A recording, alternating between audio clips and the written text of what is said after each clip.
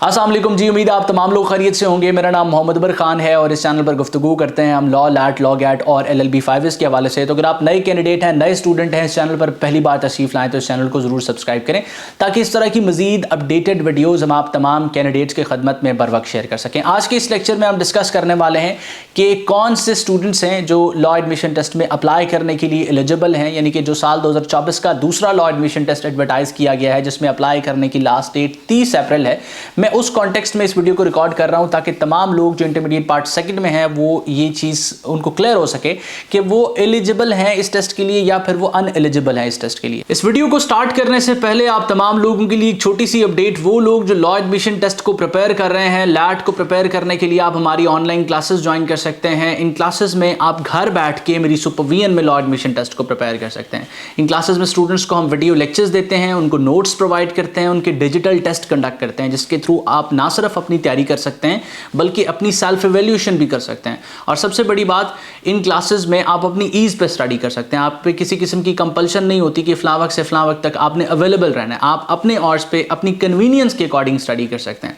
तो मजीद इंफॉर्मेशन जानने के लिए या अपने आप को एनरोल करने के लिए स्क्रीन पर मौजूद व्हाट्सएप नंबर को इस्तेमाल करें। तो बढ़ते हैं अपने वीडियो के टॉपिक की तरफ और डिस्कस करते हैं HEC की तरफ से प्रोवाइडेड एलिजिबिलिटी क्राइटेरिया को। अब HEC की तरफ से जो प्रोवाइडेड एलिजिबिलिटी क्राइटेरिया है उसमें क्लियरली ये कहा गया है कि वो तमाम लोग जो पार्ट फर्स्ट के एग्जाम्स दे चुके हैं, उसको क्लियर कर चुके हैं और उनका रिजल्ट उनके पास मौजूद है और पार्ट सेकंड में पढ़ रहे हैं, पार्ट सेकंड के पेपर दे के फ्री हो चुके हैं, रिजल्ट का इंतजार कर रहे हैं, वो लोग एलिजिबल हैं लॉ एडमिशन टेस्ट में अप्लाई करने के लिए। अब मौजूदा सर्कमस्टांसेस में देखें तो जो पंजाब में बोर्ड्स हैं उसके एग्जाम्स अप्रैल के आखिरी हफ्ते से स्टार्ट हो रहे हैं, अप्रैल के आखिरी 10 दिनों से स्टार्ट हो रहे हैं। अलबत्ता जो सिंध के एग्जाम्स हैं वो मिड ऑफ द मई से स्टार्ट हो रहे हैं।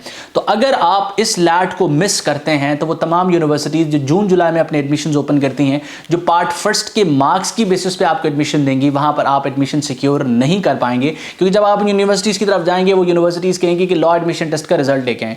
आप उनसे कहेंगे कि इंटरमीडिएट के एग्जाम्स देने के बाद मैं तो अभी फ्री हुआ हूं और अभी फ्री होते ही कोई लैट अनाउंस ही नहीं किया गया, इससे पहले जो लैट अनाउंस किया गया था as per the eligibility of HEC में उसके लिए अनएलिजिबल था, तो मैं लैट का रिजल्ट कैसे डिस्प्ले करूं, आपको कैसे शो करूं?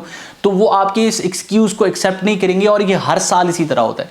तो HEC ने जो अब लॉ एडमिशन टेस्ट अनाउंस किया है वो तमाम लोग जो पार्ट सेकंड के एग्जाम्स दे रहे हैं, आपके एग्जाम्स कंडक्ट होने के बाद, पंजाब में तो मोस्टली लोगों के एग्जाम्स कंडक्ट होने के बाद लैट कंडक्ट होगा, तो आप लोग एलिजिबल हैं इस लैट में अप्लाई करने के लिए। आप लोगों ने लाजमी अप्लाई करना है और इस लैट को मिस नहीं करना, क्योंकि अगर आप इस लैट को मिस करेंगे, ऐसा नहीं कि साल 2024 में आपको एडमिशन नहीं मिलेगा, इसके बाद भी 2 से 3 लैट मजीद कंडक्ट होने हैं, आप उसमें अपेयर हो सकते हैं।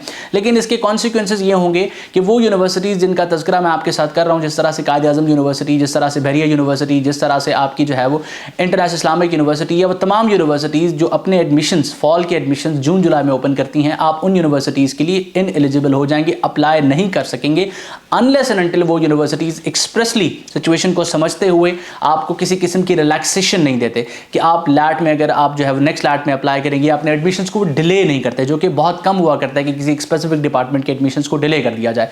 तो ज़रूरी है और बेहतर है कि आप इस लैट में अपेयर हों और अपने आप को उन यूनिवर्सिटीज़ के लिए एलिजिबल करें, आप रेस से आउट ना हो जाएं।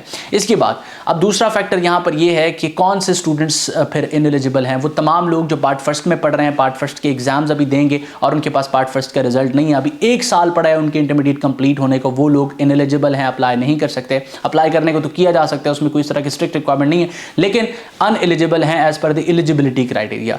लेकिन इसके अलावा वो तमाम लोग जो पार्ट सेकंड के एग्जाम्स दे रहे हैं, मैं आपको इंकरेज करूंगा कि इस लैट में आप लाजमी अपेयर हों, इसको क्लियर करें और इसकी बेसिस पे अपना एडमिशन जो है वो सिक्योर करें।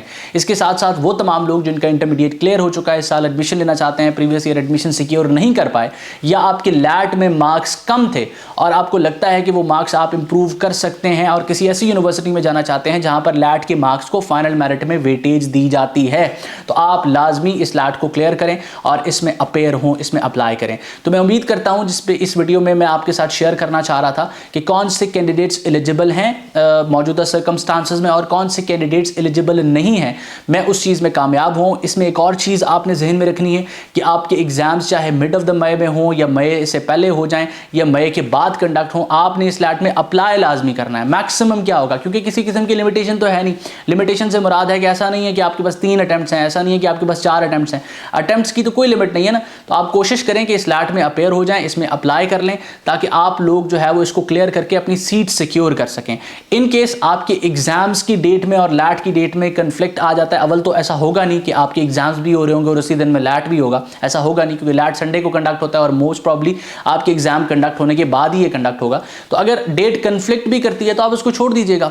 लेकिन अगर डेट कन्फ्लिक्ट नहीं करती और इसमें आप प्रिपेयर हो जाते हैं और बाय चांस आपका वो डे अच्छा होता है और आप जिस तरह से प्रिपेयर करके गए हैं उस तरह के क्वेश्चंस आपके सामने आ जाते हैं, आपको पेपर आसान लगता है, आपके पर्सपेक्टिव से वो इजी होता है, आप स्कोर अच्छा कर जाते हैं, तो ये एक अच्छा चांस बन सकता है।